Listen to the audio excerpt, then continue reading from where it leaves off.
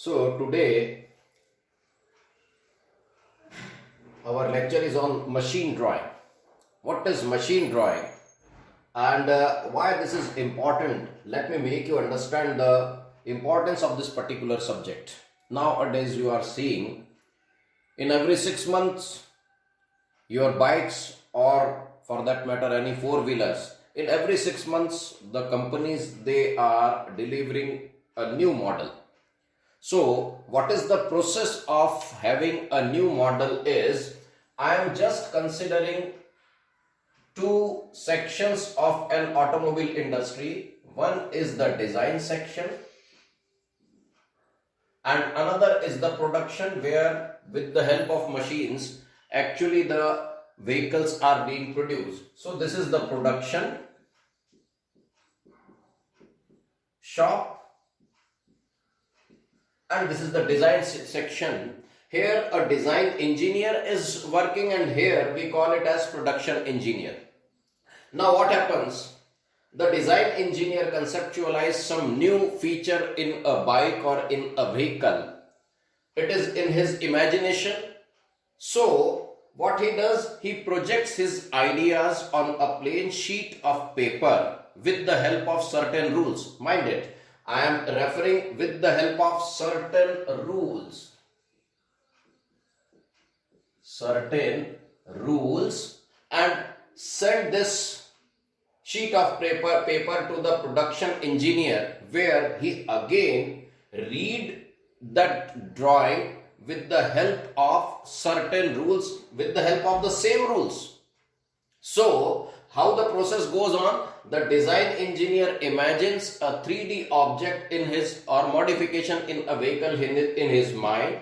He projects those ideas on a plain sheet of paper with the help of certain rules, which becomes a 2D drawing. Then that 2D drawing is sent to the production shop, where the production engineer reads those drawings to convert it into again a three-dimensional image and produces it. So basically how we define machine drawing, if you go through the books, it will state drawing is the language of engineers. Drawing is the language of engineers.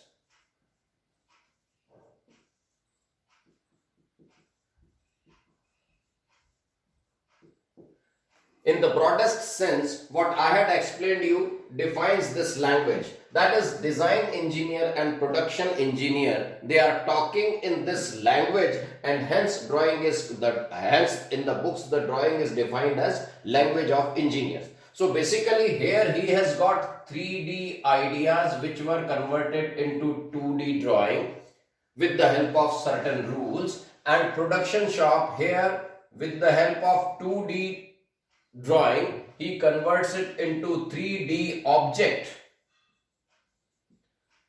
Here this is the imagination which is converted into 2D, but here a 2D drawing is converted into 3D object, actual object. So this is what is all about the drawing.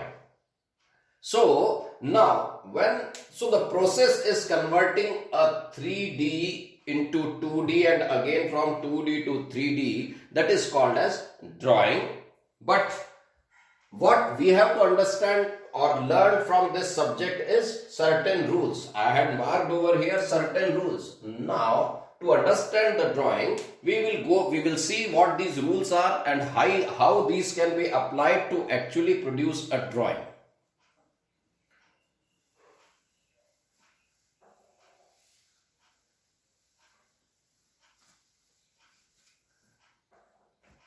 Suppose if you go to a cinema hall, there a screen is there. If you view the screen from the side, it would be look like as a straight line. Then what happens?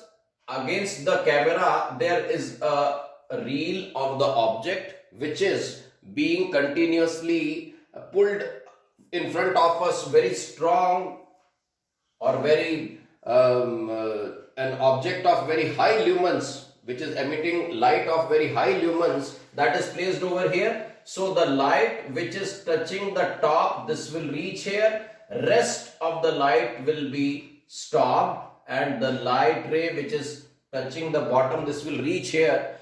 Now we change the terminology. In fact, drawing is, we don't call it drawing, we call it projection. So during getting acquainted with the machine drawing, we will change some terminology. We call it, instead of drawing, we call it projection. I will explain it to you later on why we call it projection and not the drawing. So this is called the viewer. This is called the object. This is the projection plane. And these are the projectors. So these are the projectors. This is how a picture in or a movie in a hall is shown to you. Now, what are the drawbacks of this? What are the drawbacks in viewing the object with this method? This is called, if I change the placement of this projection plane, or if I change the location of this projection plane, the image will get changed. If I change the location of this object, again there will be some changes. So to avoid this, we use a particular method of viewing the object, and that is called as orthographic projection. Orthographic projection.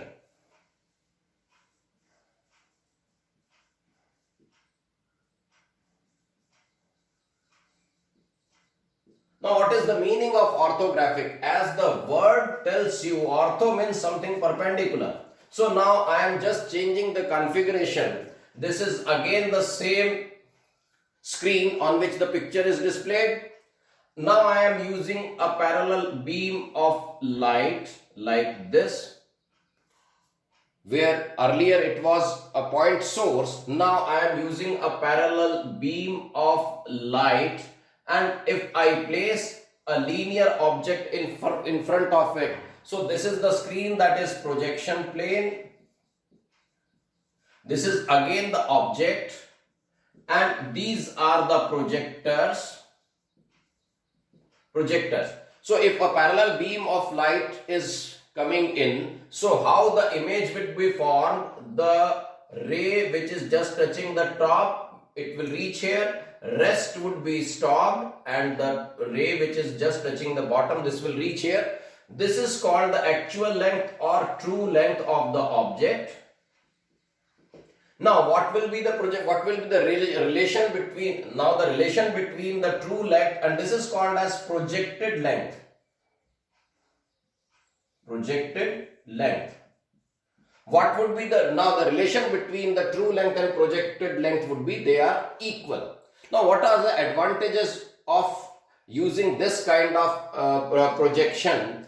If I change the relative positions of either object or plane, if I shift the screen over here, still the length of the projection would be, or projected length would be, equal to the object length or the true length. So this is the advantage of using this particular type of method, and that is called as orthographic projection.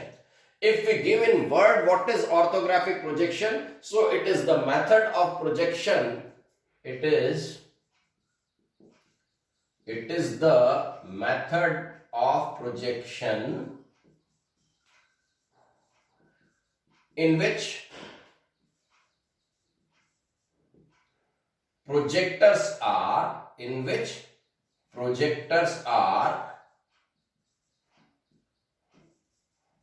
the first condition is parallel to each other.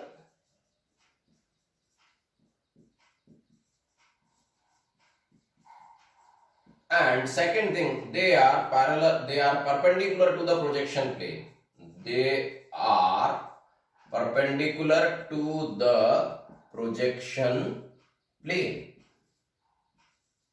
So this is the definition of orthographic projection, as against normally it is said that converting a 3D object into a 2D is called orthographic projection. It is not like that. Nowhere nowhere in this the relationship is shown between the screen or the projection plane and the projectors. Nowhere object comes into the picture, and that is why if I turn the object like this, still the projection would be called as orthographic projection, because there is no change in the relationship just mentioned between the projectors and the projection plane has changed. I have changed the orientation of the object. So this is called orthographic projection, means the projection in which the projectors are parallel to each other and perpendicular to the projection plane. This way, if an image is formed or a projection is done, that is called as orthographic projection.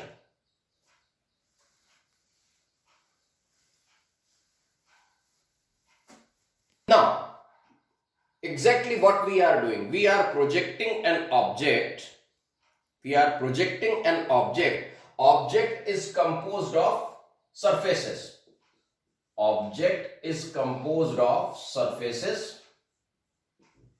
Surfaces are composed of lines.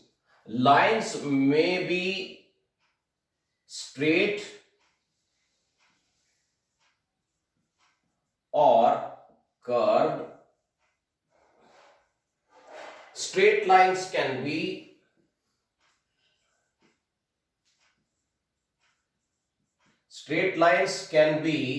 parallel to the projection plane. I will write it PP, projection plane. Anywhere if you find this is the projection plane. So lines can be parallel to the projection plane.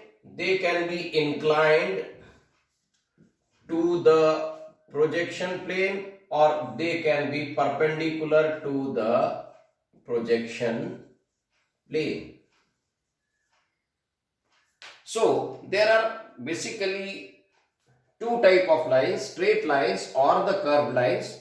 And straight lines, they can be parallel to the projection plane or inclined to the projection plane or perpendicular to the projection plane. So if we understand the projection of these lines, the projection of an object can be done.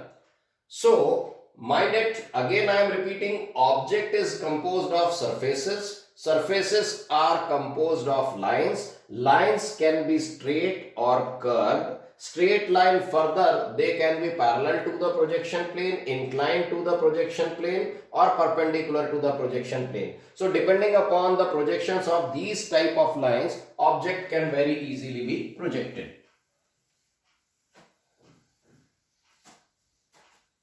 Taking the first case of straight lines, if the straight line is parallel to the projection plane, its projection would be true length, as I had shown it earlier, because this is the viewer which is viewing it orthographically. That means the projectors are parallel to each other and perpendicular to the projection plane. So if this is the object, so true length would be projected.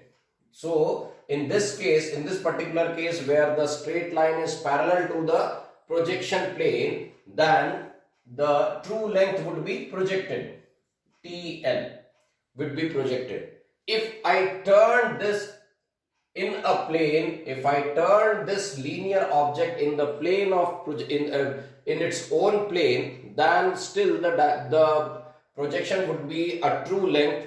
Just look at this. If consider this as the linear object and this is the projection plane, viewing it orthographically, if I rotate this line in the plane, in its plane, which is in a plane which is parallel to the projection plane, the length of projected length will not be changing. So if a linear object is parallel to the projection plane and is rotated in the plane parallel to the projection plane, its true length would be visible. So straight lines will be like this. If the line is inclined, if the linear object is inclined to the projection plane, we don't need any theta, cos theta or sin theta. Simply following the first principle, this is the projection plane, this is the object. So following the first principle, the projector which would be touching the top, that would reach here, rest all would be stopped, and this will reach here. So projected length would be smaller than the true length. This is the true length and this is the projected length. So projected length would be smaller, and automatically you can see it is whatever it is, sine theta or cos theta, that would be projected. But we need not to worry about any theta. We have to follow the first principle, that is projectors in this way they can be drawn to the projection plane and the image would be projected.